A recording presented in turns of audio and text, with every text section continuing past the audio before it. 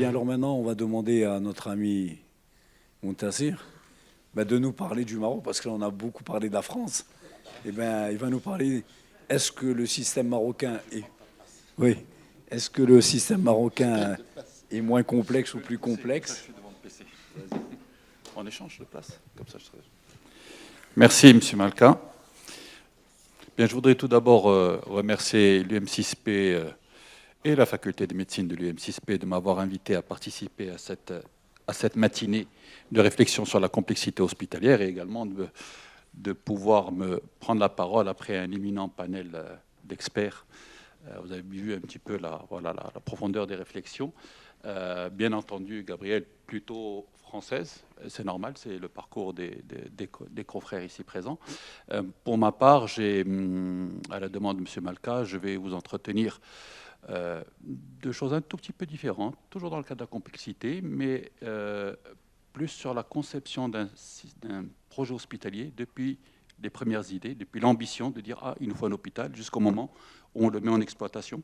C'est en fait pour illustrer un petit peu le vécu ici, pour ce projet de CHU de l'université de l'UM6P, dans lequel vous allez bientôt, Inch'Allah, faire vos classes et ensuite peut-être y exercer.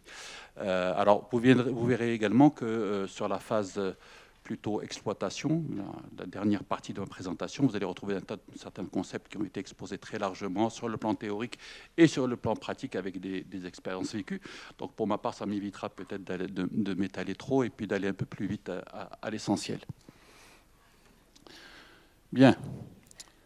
Alors, l'hôpital, je vais parler avant tout de l'hôpital universitaire. L'hôpital universitaire a une complexité encore plus supérieure que celle de l'hôpital général ou l'hôpital local. Au Maroc, vous savez que nous avons plusieurs catégories d'hôpitaux, une catégorisation selon le parcours de soins et le système de référence. Ça commence dans un hôpital local. Bon, il y a les soins primaires, les centres de santé et les dispensaires, on n'en parle pas. Il y a les hôpitaux locaux, 90 à peu près avec des spécialités de base, l'hôpital provincial, l'hôpital régional. Jusqu'à ce niveau-là, il n'y a pas d'enseignement. Ce n'est qu'au niveau tertiaire, dans l'hôpital universitaire, que nous avons de l'enseignement. Et donc, à la complexité habituelle de la gestion hospitalière s'ajoute la complexité académique, puisqu'il y a des missions supplémentaires qui sont celles de la formation et de la recherche, et pour certains, en tout cas au Maroc, c'est le cas, de l'expertise, puisque les hôpitaux universitaires sont régulièrement sollicités par les autorités pour des missions d'expertise sur des nouveaux médicaments, des dispositifs, sur des protocoles à valider. Comme tout autre hôpital, l'hôpital universitaire a une exigence de performance. Alors, le sujet de la performance hospitalière, c'est un grand sujet de recherche, des débats. Qu'est-ce que la performance hospitalière? Donc, ce n'est pas l'objectif de cette présentation. Disons qu'il faut être efficient, il faut faire des soins de qualité, il faut les faire au meilleur coût, vous l'avez bien compris à travers les différentes prises de parole tout à l'heure. Il faut retrouver la satisfaction des patients, des familles et des praticiens. Et la satisfaction de ces différents usagers est très différente. Les attentes ne sont pas les mêmes. Du fait même que sur les professionnels, chacun a sa logique professionnelle corporatiste, l'infirmier, le médecin, l'administrateur. De l'autre côté, du client, entre guillemets, le patient a une attente particulière. Les familles ont également parfois dans notre contexte des attentes différentes par rapport aux patients. Ce ne sont pas les mêmes attentes. Et donc, il faut essayer de satisfaire tout ce monde-là. Et puis, bien sûr, et ce n'est pas un méchant mot, je l'utilise à dessein, il faut qu'il y ait également un impératif de rentabilité. La rentabilité, ce n'est pas nécessairement gagner de l'argent, mais que ce qu'on met comme argent soit utilisé le mieux possible, de façon à ce que le financement de l'hôpital soit pérennisé sur la durée et qu'il ne se retrouve pas après quelque temps dans des difficultés financières qui impacteraient ses résultats ou sa façon de faire. Il y a des exigences techniques. L'hôpital, c'est quelque chose de très technique. Vous allez le voir là, dans le déroulé de ma présentation. Il y a des technologies de partout, avec des métiers différents. Il doit être durable, il doit être économique en fonctionnement, il doit avoir un bilan carbone limité, il faut consommer peu d'énergie, consommer peu de matériaux pour la maintenance et l'entretien du bâtiment. Et en plus, il doit être évolutif parce que la médecine évolue, les technologies médicales évoluent, la pratique médicale hospitalière évolue. En général, on a une réforme tous les 5-6 ans et une rupture importante toutes les 10 à 15 ans. Ça apporte des changements au niveau de l'hôpital, dans son organisation, parfois même dans le bâtiment. Il faut donc avoir des dispositifs organisationnels du bâtiment qui permettent de pousser les murs, de changer les murs, d'avancer, de changer la façon de s'organiser à l'intérieur de l'hôpital. Et puis il y a des défis de management, vous l'avez compris, ça a occupé toute la matinée, la complexité du management hospitalier, donc la gouvernance. c'est le principal sujet dont on a discuté tout à l'heure, j'y reviendrai. Le souci de la qualité, de façon générale, et de l'évaluation de ce qu'on fait pour s'assurer qu'on a la meilleure qualité possible. Et enfin, la gestion des risques qui procède effectivement aussi de la qualité. Alors, phase de conception. On décide de faire un hôpital à Ben Guerir. Et donc, on doit se poser un certain nombre de questions. On doit prendre en compte un certain nombre d'inputs pour pouvoir imaginer ce que serait cet hôpital.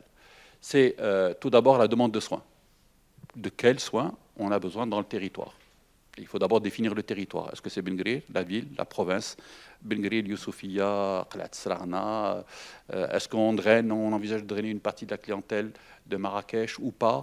Stats, qu'est-ce qu'on en fait? On les vise pas? Donc le volume d'activité et donc la demande de soins de cette population qui est dans sa zone-là est à prendre en considération, sa démographie, les pathologies qu'elle présente, leur cheminement habituel, où est-ce qu'ils vont habituellement pour faire des soins. Le deuxième aspect, c'est tout ce qui concerne l'académique. On a besoin d'un hôpital pour une faculté de médecine. Donc on a besoin de stages, de sites de stage. Quel est l'effectif des étudiants? À partir de l'effectif d'étudiants, on peut définir, il y a des cahiers de normes pédagogiques, des taux d'encadrement qui sont minimaux, donc on sait combien on a besoin de lits de chaque spécialité pour pouvoir faire ces stages hospitaliers, de combien d'enseignants nous avons besoin. Donc en corollaire, ça va impacter l'effectif de l'hôpital. Les ressources disponibles, et les ressources vont définir le budget, ou alors à l'inverse, les budgets qui vont conditionner les ressources. Ressources technologiques, ressources humaines, quels sont les moyens dont on dispose par rapport au budget que l'on attribue à l'opération pour nous permettre de réaliser. Ça ne sert à rien d'avoir une ambition démesurée si le budget ne suit pas. Donc voilà, donc il faut en tenir compte. L'argent est important. De même, sur les ressources humaines, vous savez que le Maroc est un des 56 pays dans le monde qui sont en pénurie aiguë en personnel de santé. On est très très loin du compte, très loin du compte. Tous professionnels confondus, médecins, infirmiers, techniciens, gestionnaires hospitaliers, administratifs hospitaliers.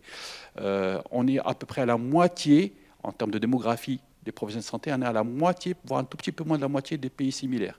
Tunisie, Algérie. On est à 4 fois moins par rapport à la Turquie. On est à 4 fois moins par rapport au Liban, qui sont des pays relativement similaires en termes de développement. Donc on est très très en retard. Et donc la question des ressources est essentielle pour pouvoir planifier un hôpital. Rien ne sert de faire trop grand, ou trop beau, ou trop ambitieux si on n'a pas la ressource, si on n'a pas prévu la ressource, ou si on n'a pas dimensionné par rapport à la ressource disponible et mobilisable. Et enfin, il faut également regarder l'offre de soins. Qu'est-ce qu'il y a dans le contexte? Qu'est-ce qu'il y a à côté? Parce qu'en fait, il faut avoir une logique de territoire, il ne faut pas se concurrencer, il faut plutôt être complémentaire, c'est un peu ce que disaient tout à l'heure les confrères, il faut avoir une logique du territoire, de l'offre de soins dans le territoire, afin que la population puisse trouver la réponse à ses problèmes de santé dans son territoire.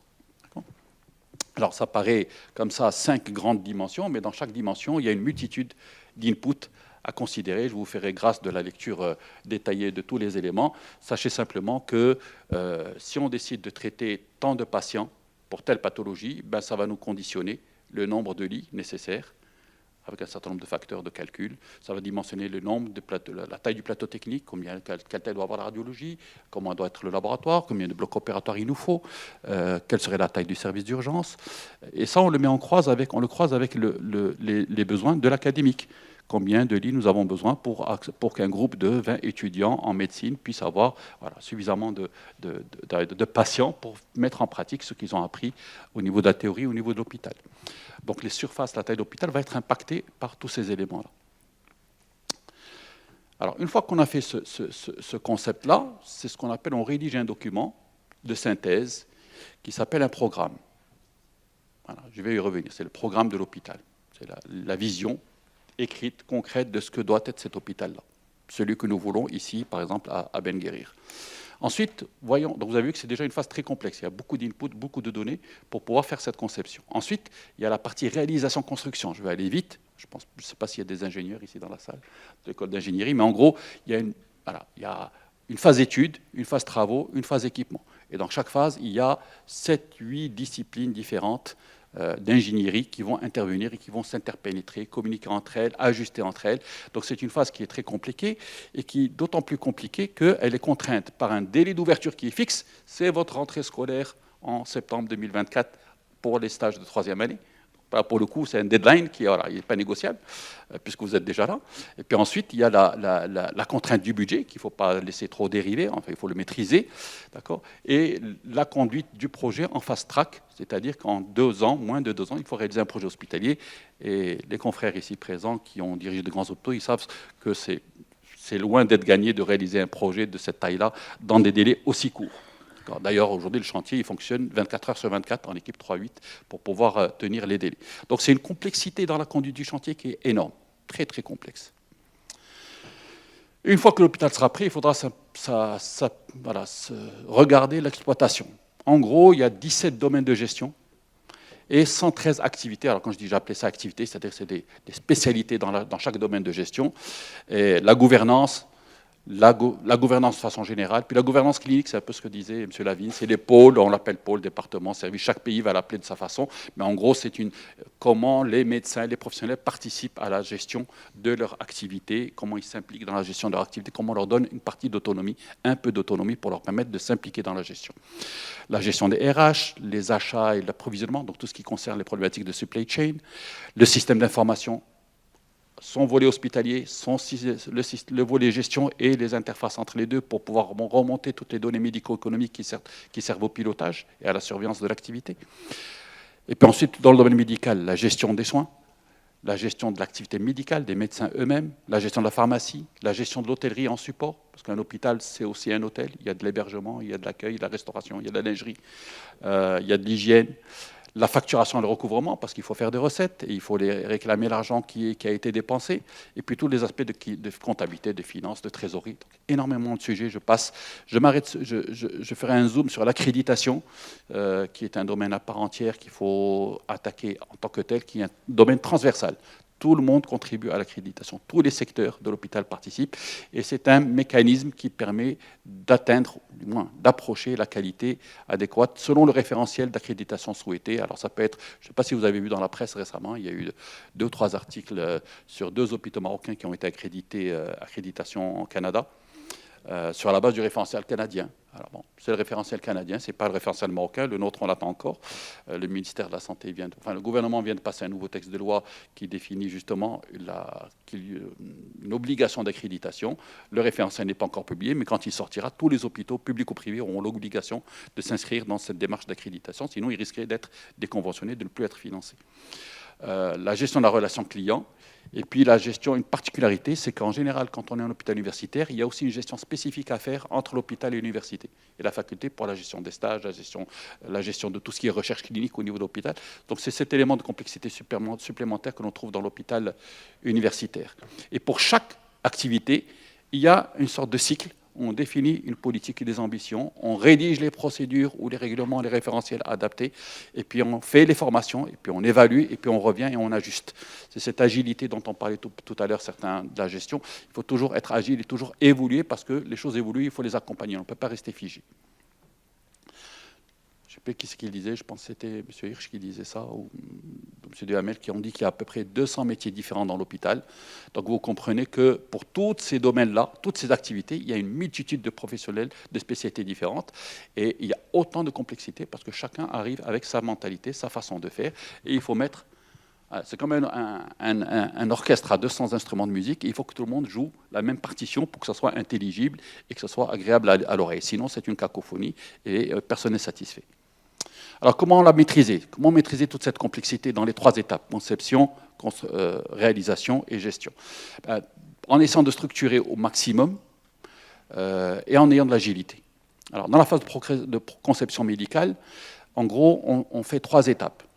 On analyse les besoins en santé de la population, on définit les besoins académiques, les vôtres, on rédige un business model, comment cet hôpital va fonctionner. Et ici, la particularité par rapport à toutes les présentations qui est précédées, c'est que cet établissement qui est ici à Bengré, c'est un établissement privé à but non lucratif. Ce n'est pas un hôpital public et ce n'est pas un hôpital ni marocain ni français. Et donc, il a des particularités qui lui permettent de s'organiser peut-être avec plus d'agilité. La différence avec le contexte français, vous avez vu qu'il y a beaucoup, dans tout ce qui a été présenté, beaucoup d'exigences réglementaires. Dans le contexte marocain, l'hôpital public est bien moins encadré au point de vue réglementaire. Il y a beaucoup moins de texte. Donc ça laisse relativement un peu plus de souplesse. Mais on a d'autres contraintes. Les contraintes du financement sont encore plus aiguës qu'en France. Et les contraintes de pénurie de ressources humaines, vous l'avez compris, sont encore plus importantes. Donc on gagne un peu sur ça, mais on perd beaucoup sur les moyens que nous avons qu'à l'hôpital public. Dans le cadre du privé, c'est différent. C'est différent parce que si la pénurie, elle est là, l'hôpital privé a plus, entre guillemets, plus de possibilités d'attirer de la ressource, simplement via les rémunérations, d'accord. Et il a plus de souplesse dans son organisation. Et donc, il faut définir un business model, comment on va fonctionner pour assurer les missions qui ont été définies par l'université et en même temps être efficient, rentable, apporter la satisfaction. Et la satisfaction des usagers, il y a aussi la vôtre, celle des étudiants, qui doivent être également satisfaits de leur hôpital, de leur stage au niveau de hospitalier. Il faut également arbitrer sur le niveau de soins. Est-ce que dans un hôpital de 300 lits, nous sommes à 360, un centre hospitalier de 360 lits, est-ce qu'on peut avoir toutes les spécialités et toutes les spécialités au meilleur niveau? Non, c'est impossible. Donc il faut arbitrer par rapport aux besoins et par rapport aux ambitions sur la recherche et l'académique. Dans quel domaine on va essayer d'être parmi les meilleurs ou parmi les meilleurs dans le pays ou à l'échelon régional. C'est les choix des pôles d'excellence. Et puis il faut toujours avoir dans l'idée les marges de croissance. Aujourd'hui, on fait ce qu'on peut avec ce qu'on a pour satisfaire notre ambition, mais notre ambition, elle est peut-être un peu plus importante. Donc il faut, dans l'organisation de l'hôpital, dans sa conception, se donner des marges pour pouvoir demain grandir, changer des choses. Donc cette vision-là permet de définir le nombre de lits, le nombre de blocs, le nombre de salles d'opération, ce que je dis tout à l'heure, définir le volume d'activité en soins et en encadrement, le nombre d'étudiants des différentes filières, médecine, filière infirmière, ingénieurs biomédicaux et autres. Et puis, ça permet également, à ce niveau-là, de définir tout ce qui est synergie, complémentarité. Déjà, il faut déjà avoir dans l'idée un petit peu cette idée des pôles, comment on va s'organiser plus tard dans notre organisation, pour déjà dans les murs, dans l'organisation de l'hôpital, qu'on prenne en compte ces regroupements fonctionnels. Et tout ça est soumis donc à la validage et arbitrage, notamment du professeur Malka ici présent, et de son équipe. Et on a parfois, quand ce n'est pas validé, il faut faire des itérations. On tourne jusqu'à trouver le bon équilibre, le bon compromis entre tous ces inputs. Ensuite, on passe à la programmation fonctionnelle. Ce concept qui est imaginé, on va le décrire. Quels sont les locaux dont on a besoin, quelle taille de chaque local, comment ils sont équipés, bon, je vais passer, quelle électricité, quelle climatisation. Voilà, vraiment des choses vraiment d'ingénierie, mais qui essayent de simplifier la complexité de l'hôpital, de le simplifier en termes clairs, de façon à ce que tous les intervenants, les bureaux d'études, l'architecte, tout le monde comprenne de façon simple quelle est l'attente du maître d'ouvrage. Donc fonctionnel, programme technique, c'est la même chose, c'est la suite. Et également la même chose pour les listes des équipements biomédicaux. Et là, on va définir pour chaque local quel équipement biomédical il y a. Et cet équipement biomédical, il doit définir, par exemple, il doit être défini en fonction de nos objectifs de soins et nos objectifs pédagogiques. Par exemple, dans un premier temps, on peut en parler. Dans un premier temps, parce que le projet, la concept ici, pour vous, a été fait il y a 4 ans déjà, mais il y a eu une période de vide avec le Covid, et puis après ça a redémarré. Et donc, si au début on avait décidé, par exemple, que sur l'imagerie médicale, il y aurait une IRM 1.5 Tesla, et qu'il n'y aurait pas de neurochirurgie avancée, qu'il y aurait de la neurotraumato du fait qu'on est sur un axe routier et tout ça, ensuite la vision a évolué, celle du client, elle a évolué, et donc on a introduit un pôle de neurochirurgie et neurovasculaire avancé, et donc on a dû redéfinir un certain nombre d'équipements, notamment sur l'angiographie, avec un appareil d'angiographie plus sophistiqué, et une IRM qui est passée à une IRM 3.0, donc 3 Tesla, donc plus sophistiqué. Donc vous voyez que l'équipement dépend de la vision, ainsi de suite.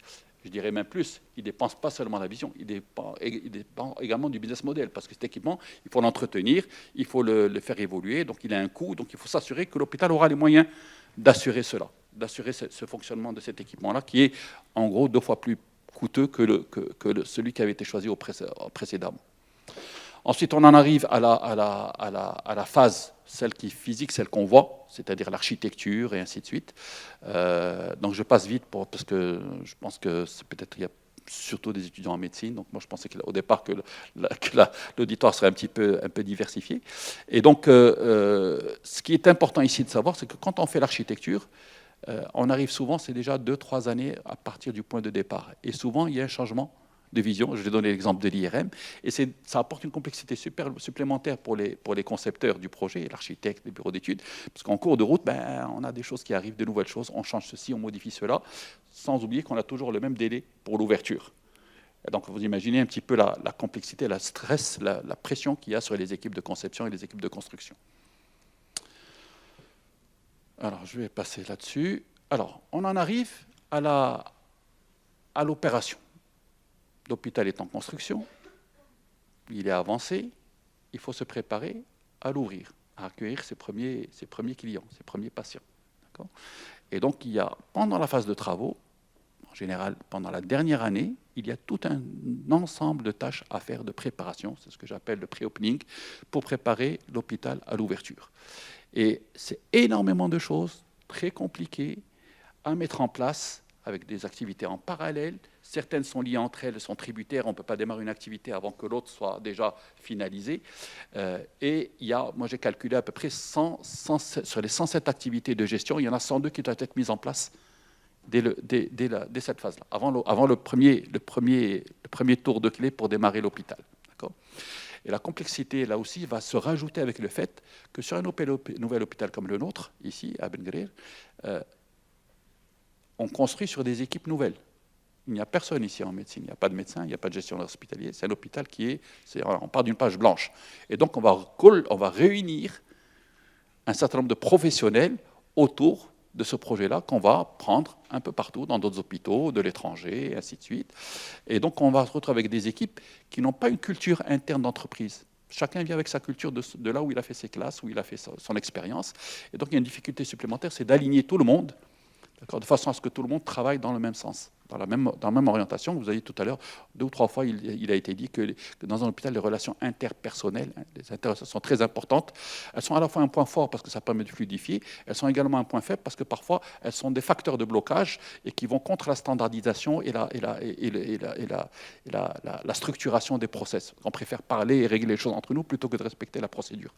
Alors là, imaginez que ça se fait en plus avec des personnes qui ne sont pas toutes, qui viennent d'horizons différents, avec des cultures différentes, et qui, pour un certain nombre d'entre elles, seront probablement des jeunes, des juniors sans expérience.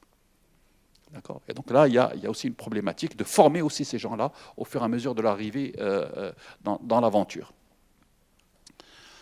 Alors, je dis que globalement, à mon sens, il y a un certain nombre de prérequis pour démarrer un hôpital, qui fait au moins, il faut qu'il y ait une 20%. C'est vraiment un minimum de collaborateurs expérimentés qui ont déjà l'expérience dans d'autres hôpitaux. En avoir davantage, ça serait l'idéal, mais en fait, en réalité, dans notre contexte, nous, Marocains, ça serait impossible à envisager. Et puis, plus ils seront nombreux, plus on aura des difficultés à les aligner, chacun avec sa culture, c'est ce que j'expliquais à l'instant.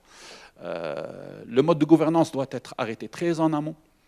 Parce que quand on recrute, quand on cherche des gens, il faut être très clair. Il faut dire voilà comment on va gérer cet hôpital, voilà comment il sera dirigé, voilà quelles seront vos prérogatives, voilà votre degré d'autonomie dans la gestion. Parce que sinon, il ne viendra pas, il ne jouera pas le jeu. Il va dire bon, écoutez, moi, je sais où je suis, c'est peut-être pas très bien là où je suis, mais je sais très bien comment ça fonctionne, plutôt que d'aller à l'aventure dans un hôpital où je ne sais pas comment ça va fonctionner. Je risque d'être déçu. Donc il faut être très clair, il faut que les mécanismes de gouvernance soient arrêtés à l'avance. Et puis il faut bien entendu avoir communiqué assez largement en amont. Déjà dès maintenant, je pense que la communication est déjà entamée autour pour sensibiliser les professionnels à ce futur chantier et les attirer vers le M6P et cet hôpital qui ne manque pas d'atouts par ailleurs, mais faut-il les présenter et faire le plaidoyer pour attirer les ressources. Pendant cette phase de 6 mois, 1 an, préouverture, vu le nombre de tâches qu'il y a à faire, à mon sens, il est impossible de les faire en entier, on en avait parlé, en entier avec une équipe interne, avec les contraintes que je viens d'exercer. Donc il faut probablement externaliser vers l'assistance technique une partie des tâches, notamment les tâches les plus chronophages, celles qui consomment du temps, qui ne sont pas très sophistiquées, dans la rédaction des procédures, l'élaboration des tableaux de bord, à condition que les éléments soient déjà, les inputs aient été donnés par l'équipe de management à ce prestataire pour qu'il rédige en fonction de des souhaits du client. Et puis il faut avoir recruté très tôt les dirigeants, les top dirigeants, le top management, au moins 1 année avant pour mettre en place tout ça. Et tout ce qui est middle management, c'est à partir de 6 mois, 4 à 6 mois avant, pour que les recrutements puissent se faire et que ces gens-là déjà soient alignés entre eux avant que les hommes de troupe, entre guillemets, les hommes et les femmes de troupe soient embarqués dans le projet. Important, le contexte marocain très différent du contexte français. Alors, très différent. Les problématiques de gouvernance, de complexité, elles sont les mêmes. Je vous entends parler, c'est ce que j'ai connu moi dans mes hôpitaux. Mais là-dessus, on va rajouter une culture qui est différente, des médecins qui sont encore plus, un peu moins compliants que dans le contexte français. Tous les médecins, quels qu'ils soient, sont des médecins libéraux, dans l'âme, c'est des libéraux, ce pas des salariés.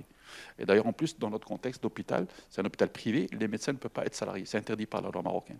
Ce sont des médecins libéraux, on est vraiment dans le contexte clinique privé où on ne peut même pas salarier, ils seront tous rémunérés à l'acte. Donc leur approche de leur rôle au sein de l'hôpital, elle est très différente de ce qu'on peut avoir en France. C'est un peu plus compliqué. D'accord. Avec les syndicats là aussi, les vôtres aussi sont pas mal, mais les nôtres, ils sont moins structurés, ils sont beaucoup plus, les relations individuelles avec les syndicats sont plus importantes encore. Donc là aussi, c'est un peu particulier en termes de gouvernance. Et puis on a de grosses difficultés dans le contexte par rapport à tout ce qui est coût des actes, tarification des actes, mode de récupération pour le recouvrement, le suivi, la gestion de la trésorerie, extrêmement compliqué dans notre contexte privé, le contexte privé marocain. Donc il est important qu'on ait une expérience locale, des gens qui connaissent un peu comment ça fonctionne ici, pour faciliter le démarrage. Et puis tout ça, toutes ces activités, on va les planifier, on va faire des diagrammes de Gantt avec des tâches, des durées affectées à chaque tâche, des jalons, des flags, des petits drapeaux pour dire attention, si on dépasse cette date-là, c'est la catastrophe, donc il faut tout faire pour qu'on ne dépasse pas cette date-là, ainsi de suite. Bref, c'est de la gestion de projets classiques, gestion de projets complexes pour permettre d'arriver dans les délais. Quand on en arrive à l'ouverture, il faut ouvrir, on n'ouvre jamais l'hôpital en une seule fois, on l'ouvre par tranche. En général sur 4 à 6 semaines, voire même davantage, mais nous, dans notre cas, on ne pourra pas faire plus court que 4 à 6 semaines, vu les délais de travaux, et ainsi de suite. Donc c'est assez court, mais c'est faisable. D'autres hôpitaux, notamment l'hôpital Cheikh Khalifa, a été ouvert en 4 semaines, tous les services en 4 semaines.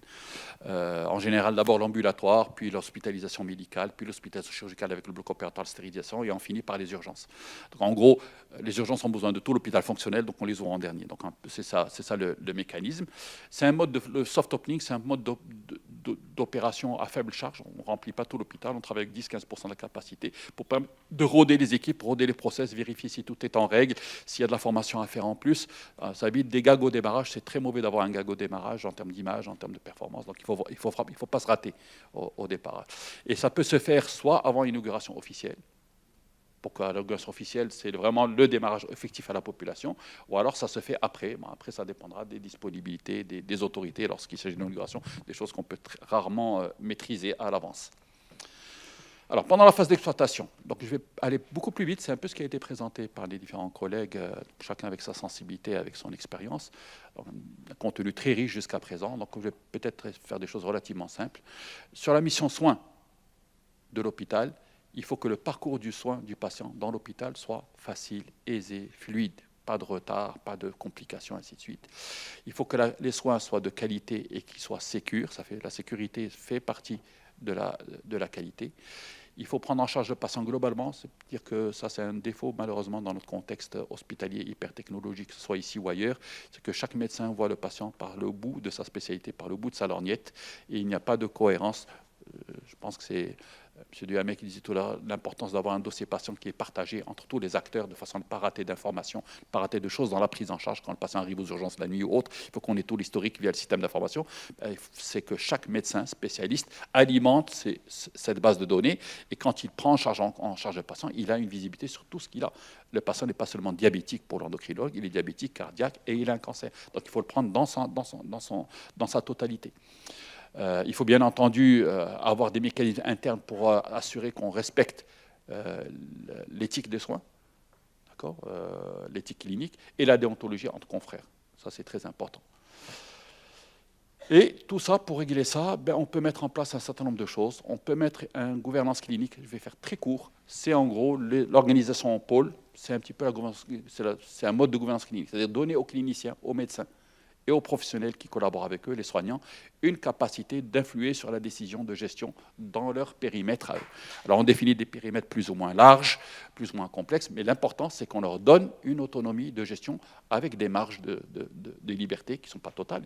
Hors de question que chacun fasse ce qu'il veut, mais on définit des objectifs, et ces objectifs, ils sont issus d'une planification hospitalière, projet d'établissement hospitalier, et on peut les consolider par des contrats programmes. C'est-à-dire que le management d'hôpital dit au pôle X ou au département de chirurgie, voilà, si vous avez besoin de tel et tel moyen, vous gérez entre vous, on vous évalue tous les mois ou tous les 2 mois sur la base d'un tableau de bord, et si vous atteignez l'objectif, on vous donne plus de moyens pour soit plus d'argent en termes de rémunération, ou plus de moyens pour acheter un nouvel équipement, ou peu importe, ça dépendra de la volonté exprimée par les acteurs.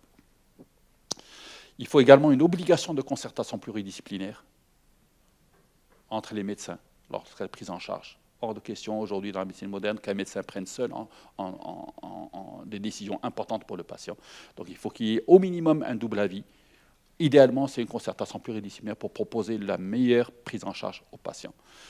Et puis il faut que les médecins acceptent l'auto-évaluation, si ce n'est pas l'auto-évaluation par lui-même, mais au moins par les pairs. Donc en cas d'incident, d'accident, de complications, de choses indésirables, il faut qu'il y ait un système de peer review pour qu'on s'assure qu'on met en place derrière les mesures qui évitent que ça se reproduise pour un autre patient. La mission académique, il faut que les jeunes apprenants qui sont dans cet hôpital, il faut qu'on leur donne 3 choses, le savoir, le savoir-faire, le savoir-être. Les 3 savoirs, c'est classique. Il ne faut pas qu'ils s'entraînent sur le patient d'abord, jamais sur le patient d'abord. Donc l'université, la faculté met en place un centre de simulation médicale qui leur permet d'acquérir les savoirs, notamment tout ce qui est gestuel, les principes de la gestuelle, avant d'aller toucher le patient.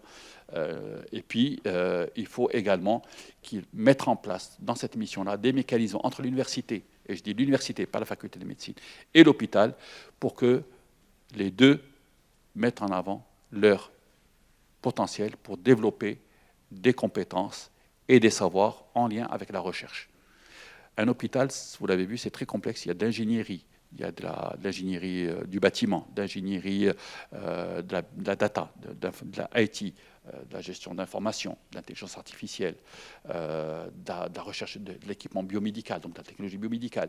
Donc pour une université, c'est un lieu de stage, d'expérimentation et de recherche extraordinaire pour de très nombreuses filières de formation. Donc c'est un lieu très riche où l'université peut trouver des champs d'expérimentation et de recherche, et l'hôpital peut également trouver des réponses à ces problématiques internes via la recherche et le développement de la recherche translationnelle.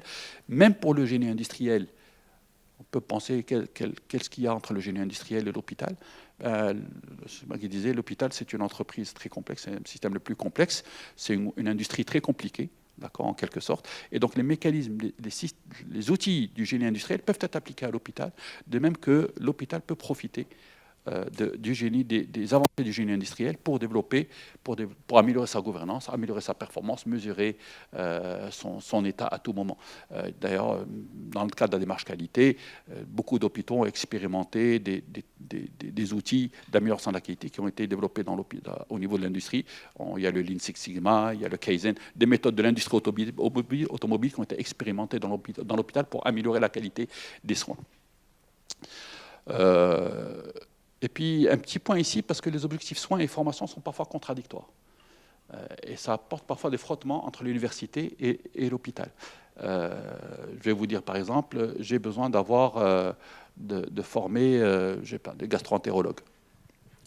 L'université dit, j'ai besoin de former 5 résidents cette année. Chaque année, je dois former 5 spécialistes en gastro-entérologie. Mais au niveau de l'hôpital, ils vont vous dire, attendez... Moi, je ne peux pas. Moi, quand le résident il commence à faire le geste, il fait une endoscopie, une fibroscopie, il prend 2 fois plus de temps que le senior. Je ne peux pas me permettre d'en avoir 5 parce que sinon, mon activité, elle va baisser au niveau du pôle endoscopie. Et en plus, si j'en ai 5, je dois prévoir un coût de maintenance des équipements qui sera plus élevé parce qu'il y a plus de gags, plus de casses, ainsi de suite, quand c'est les jeunes qui utilisent le matériel, alors que quand c'est un senior. Donc moi, je ne peux pas suivre. Donc il y a des interfaces comme ça qu'il faudra faire tout le temps, en permanence, via une structure de coordination. Alors on peut l'appeler comité hospitalo-universitaire, moi je l'ai appelé comme ça. Mais enfin, il y a tout le temps, là aussi en termes de gouvernance, des échanges et des arbitrages qui doivent être faits entre l'hôpital et l'université. Comité d'éthique, centre de simulation, le tutorat, l'évaluation régulière, évaluation des étudiants, mais évaluation des enseignants par les étudiants. De façon à vérifier, est-ce qu'effectivement, j'en vois qui sourit, mais ça se pratique très couramment, même à la faculté de Rabat, ça se fait régulièrement, en échantillonnage pour voir est-ce que vraiment on transmet correctement, parce que nous, enseignants, on peut avoir, même si on est formé en pédagogie, il se pourrait que vous ne receviez pas le message correctement, donc il faut qu'on puisse se corriger. Donc le retour, il ne se fait pas par nos pairs, les autres profs n'assistent pas à nos cours. Et combien même ils assisteraient aux cours, on n'accepterait pas les critiques du prof, parce qu'on a un ego, comme on le disait tout à l'heure, les médecins et les enseignants encore plus ont un ego surdimensionné. Mais s'il y a un retour anonyme statistique de la part des apprenants, oui, effectivement, on le prend en compte. D'accord ? Sur le plan managérial, je vais aller très vite parce que ça a été largement abordé par les collègues. Vous l'avez compris, il y a une variété d'acteurs. différents services rendus en médecine, la variété, toutes les spécialités, les différents actes. C'est très compliqué, un contexte technologique et qui est en plus évolutif. Très régulièrement, les technologies changent, des technologies sont abandonnées parce on a fait la preuve qu'elles n'étaient pas très efficaces, d'autres apparaissent, il faut les évaluer, les mettre en place, former les gens, les tester, vérifier leurs coûts, est-ce qu'on s'y retrouve, on ne s'y retrouve pas. Et puis tout ça, il faut que ça soit disponible, si possible, 24 sur 24, 7 jours sur 7, parce que la médecine, là, les soins n'attendent pas. On ne peut pas temporiser, planifier à distance. Et puis, dans un contexte de réduction des coûts, tout le monde a le même problème, il faut produire autant ou plus avec moins d'argent. D'accord ? Alors on peut simplifier, vous l'avez vu, je l'ai dit tout à l'heure, via la gouvernance clinique, par départementaliser, faire des départements ou des pôles. Le problème quand on fait les pôles, c'est que souvent, chaque pôle travaille en silo, chacun est chez lui, et on perd un petit peu la transversalité. Donc il faut toujours consolider ça par des systèmes pour qu'il y ait de la concertation entre les différents pôles. Et si on ne met pas des systèmes institutionnels, ça tourne au copinage. Moi j'aime bien le chef de pôle de radiologie, je m'entends bien avec lui, donc on va construire des choses ensemble. Voilà, ça sera très fluide, mais par contre l'autre chef de pôle là, du département de médecine, mais on ne s'entend pas du tout. Depuis qu'on était interne, on ne s'entendait pas du tout. Ça n'a pas changé après 20 ans, donc je ne travaille pas avec lui, je n'ai pas envie de construire avec lui quoi que ce soit. Et ça se fait au détriment des patients d'abord et au détriment de l'hôpital ensuite. Donc il faut qu'il y ait des mécanismes institutionnels d'échange. Une petite phrase qui est de Mintzberg, qui est un peu l'auteur qui a rédigé, qui a fait beaucoup d'études avec ses équipes sur la gouvernance en milieu hospitalier. Il a dit « L'hôpital constitue une bureaucratie professionnelle, comme une université. L'université, c'est une bureaucratie professionnelle. C'est qui produit de la valeur? C'est les professionnels, c'est les médecins, c'est les soignants. Donc en réalité, le pouvoir, il est chez eux. Et tous les enjeux aujourd'hui dans la gouvernance de l'hôpital, elle se fait entre ceux qui jusqu'à présent avaient le pouvoir, c'est-à-dire les professionnels des soins, et ceux qui sont en réalité comptables du fonctionnement de l'hôpital, qui sont les gestionnaires, les managers. Et donc cette dualité, tout à l'heure on dit que c'était un trio, c'était même pas un doublon, mais c'est une dualité entre soignants et gestionnaires. Quand on dit gestionnaire, c'est plus souvent la direction administrative financière, parce que c'est celle qui tient les rênes des ressources humaines, des recrutements et des finances. Et malheureusement, dans notre contexte marocain, encore plus qu'ailleurs, la défiance est souvent la règle. Alors, dans notre modèle marocain, d'hôpital public, c'est toujours des médecins qui ont le pouvoir. Les directeurs généraux d'hôpitaux ou directeurs d'hôpitaux sont toujours des médecins, mais ils sont flanqués d'un administrateur qui est en fait leur adjoint et qui tient pour eux la question, tout ce qui concerne les aspects donc, administratifs, financiers, mais le pouvoir reste chez les médecins. Ce n'est pas toujours une réussite. Il faut bien le reconnaître, parce que les médecins ne sont pas tous formés, ils n'ont pas tous la sensibilité, même si quand ils sont nommés directeurs, on n'a pas d'école de directeur, un peu comme en France. Et donc finalement, il y a des médecins qui parfois n'ont jamais fait de gestion et qui se retrouvent directeurs d'hôpital pour une raison ou une autre, et ça donne des catastrophes. Dans le secteur privé, c'est différent. Historiquement, les cliniques privées, c'était toujours des médecins qui étaient actionnaires, donc ils avaient le pouvoir, toujours, mais étant actionnaires, ayant mis de leur poche, ils avaient un souci sur la gestion qui fait que soit ils faisaient de la formation pour eux, ou alors ils recrutaient des personnes qui étaient capables de gérer correctement et ils leur déléguaient la gestion.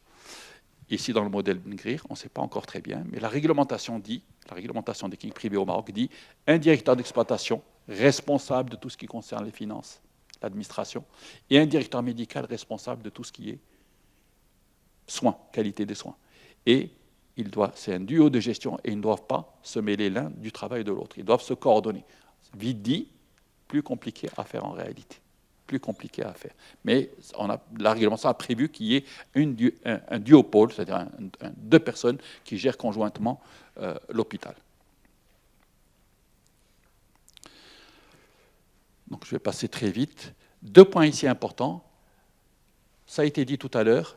Il faut que les professionnels, les gens du terrain, pour qu'ils puissent être impliqués dans la gestion de l'hôpital, qu'ils accompagnent le changement, qu'ils comprennent les enjeux, il faut qu'on les écoute. Il faut qu'ils donnent leur avis. C'est l'exemple que vous disiez tout à l'heure pour le regroupement de la cardiologie, M. Hirsch.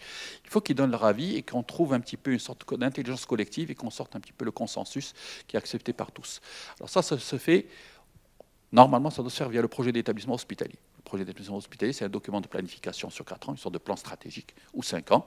En général, le conseil d'administration ou la direction générale donne les grandes orientations, et puis ensuite on renvoie ces informations, ces grandes orientations sur le terrain, jusqu'au niveau du service, et chaque service va essayer de dire, oui, je m'inscris dans ce projet, mais dans telle et telle condition, ou alors, non, j'ai une autre idée, moi je voudrais faire autre chose. Et ensuite, on consolide tout ça et on remonte de façon à ce qu'au final, le document traduise l'ambition collective, commune de tous les utilisateurs. Et après, chaque pôle, chaque service, ça dépendra où est-ce qu'on a mis la gouvernance clinique, aura à rédiger, à signer un contrat de pôle pour dire, je m'engage à réaliser ce que j'avais dit dans le PEH, pour ce qui a été inscrit le PH, avec tel niveau de performance, mais l'administration s'engage de me donner les infirmiers qu'il me faut, de m'acheter tel équipement moderne pour me permettre d'atteindre mes objectifs, et ainsi de suite. Donc je vais conclure, parce que je pense que je suis arrivé à mon temps. Donc vous avez compris qu'il y a il y a deux triples complexités. La complexité de la conception, de la réalisation, de la gestion. Il y a la complexité des missions, la mission soins, la mission formation et la mission recherche. Cette mission académique, elle complique un petit peu les choses, mais elle est nécessaire de toute façon dans notre contexte. Il faut l'absorber parce que l'hôpital est créé parce qu'il y a une faculté de médecine, donc c'est la mission première en quelque sorte. Mais ça peut être aussi une chance parce qu'en général, lorsqu'on a une mission d'enseignement académique, enseignement et recherche, on a des ressources humaines qui sont nécessairement un peu plus compétentes, qui sont un peu plus en rang. On a des enseignants, ce qu'on a les plus professeurs universitaires et autres. Et en général, c'est une ressource qui est un peu plus stable.